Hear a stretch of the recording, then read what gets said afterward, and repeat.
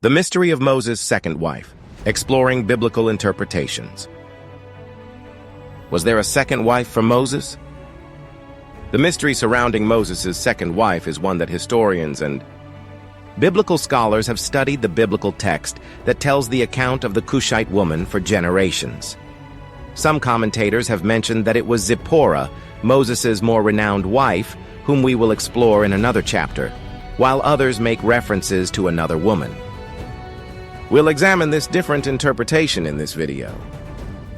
This incident occurs in chapter 12 of the book of Numbers, when Miriam and Aaron are reprimanding Moses for being married to a Cushite bride. Since Moses had married a Cushite woman, Numbers 12:1, Miriam and Aaron started disparaging him.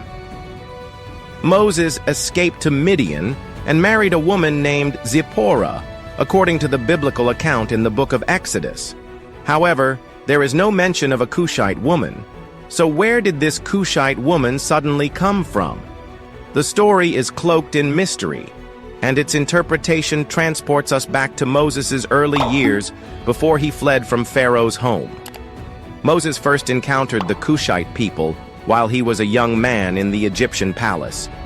Moses was sent by Pharaoh on a mission to the land of Cush, where he was entrusted with leading the Egyptian armies in a war in Cush, which is now Ethiopia.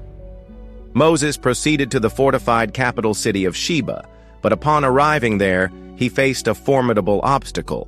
The city was surrounded by walls and located on an island encircled by the Nile River, making it inaccessible to the Egyptians. Had it not been for an act of betrayal on the part of the Ethiopians, the situation might have forced the Egyptians to retreat.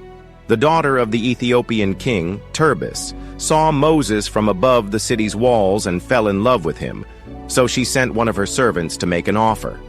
This tradition is what links Moses to a marriage with a Cushite woman as described in the book of Numbers. Sheba would submit to Moses on the condition that he marry the Ethiopian princess.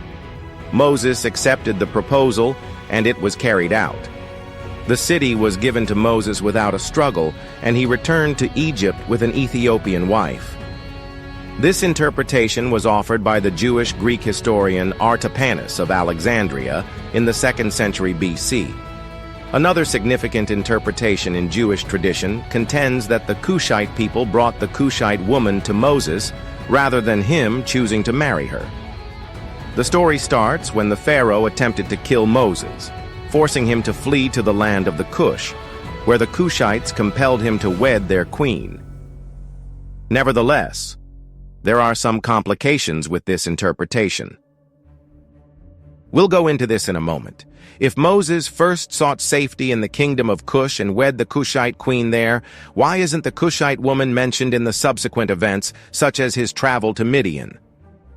According to another view, the Cushite woman may have been someone else who Moses wed when Zipporah's wife was residing with her father Jethro.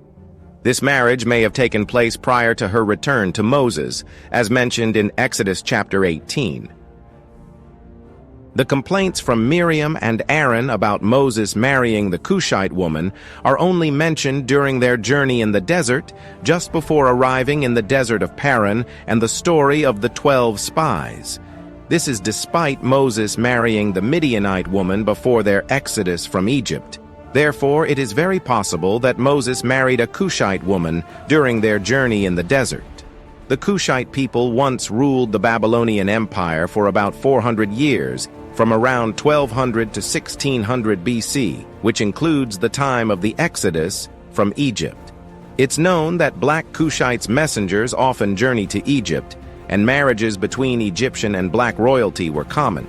Therefore, it is plausible that Moses married a Cushite woman as part of such a partnership. Miriam and Aaron's anger may not have been due to Moses having a second wife, as many other Israelites, such as Jacob, Abraham, Solomon, and David, had multiple wives. Instead, their concern may have stemmed from Moses marrying outside his ethnic group. It's important to note that Cush was the eldest son of Ham, who according to the Bible was cursed by his father Noah to be a slave among his brothers. He said, "Cursed be Canaan, the lowest of slaves will he be to his brothers." Genesis 9:25. God becomes enraged at Miriam and Aaron's words at the beginning of their conversation. His wrath burns against them, and he leaves them in Numbers 12 and 9. It seems that Miriam contracted leprosy as a result of her hurtful remarks about Moses' wife. Miriam, who berated Moses for marrying a foreigner, caused this disease by damaging her skin, implying that Moses' wife had a different skin tone. As a result, Miriam is punished for criticizing Moses' wife. When the cloud lifted from above the tent, Miriam's skin turned white as snow due to leprous skin. Aaron noticed that she had a defiling skin illness with the digits 12 and 10 when he turned to face her. By using the phrase white as snow, it can be inferred that Miriam's complexion is white. Although it isn't mentioned explicitly, this suggests that the Cushite woman has a darker skin tone. The only Bible passage that specifically links the descendants of Cush with their skin color is the verse in Jeremiah, which refers to the Ethiopians who are descended from Cush. Can an Ethiopian change his skin, or a leopard? Cush and its people are frequently described as warriors and wealthy, and these descriptions are typically positive or neutral. It's spots. Those who are used to doing evil cannot accomplish good. Verse 23 of Jeremiah 13. The term Cushite is associated with the African region of Cush, which suggests that Moses had a second wife who was dark-skinned and of African descent. However, the Bible does not explicitly state whether Moses had two wives. In fact, there is a passage that suggests he had only one wife until he returned to Egypt to tell the Pharaoh to release the Israelites, at which point he took his wife and sons, put them on a donkey, and began to return to Egypt. Verse 20 of Exodus 4. Given that Moses only had one wife and boys in the Exodus account, we might assume that the Cushite wife may have died at some time, leaving Moses with just one wife, Zipporah.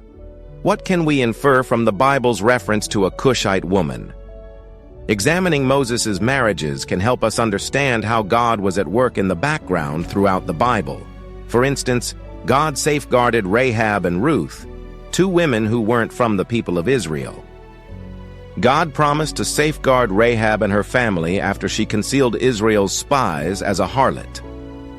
Ruth was from Moab, and after her Israeli husband died and her mother-in-law Naomi became a widow, Ruth promised to look after Naomi and follow her wherever she went.